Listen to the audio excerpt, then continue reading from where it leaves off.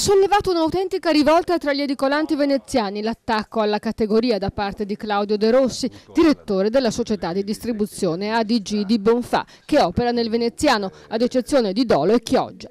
De Rossi ha accusato, nel nostro approfondimento, le edicole del centro storico di esporre soprattutto souvenir a svantaggio dei giornali, contribuendo al calo delle vendite dei quotidiani e all'impoverimento culturale della città.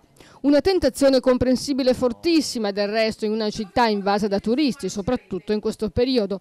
De Rossi ha anche aggiunto però che gli edicolanti veneziani hanno un accordo con il comune e in cambio di uno sconto sul plateatico devono esporre giornali nel 55% della superficie del loro chiosco.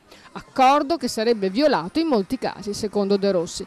Dichiarazioni che hanno sollevato un vespaio sulla nostra pagina Facebook e per consentire a tutti di intervenire avremo nei prossimi giorni un rappresentante della categoria che verrà in studio. Intanto gli edicolanti, ad esempio, hanno replicato definendosi l'anello debole della catena, accusando distributori ed editori di riempirli con pseudo riviste e molti gadget che servono da pretesto per vendere pacottiglie. Hanno anche accusato gli editori di organizzare campagne aggressive per aumentare gli abbonamenti e bypassare le vendite sul territorio.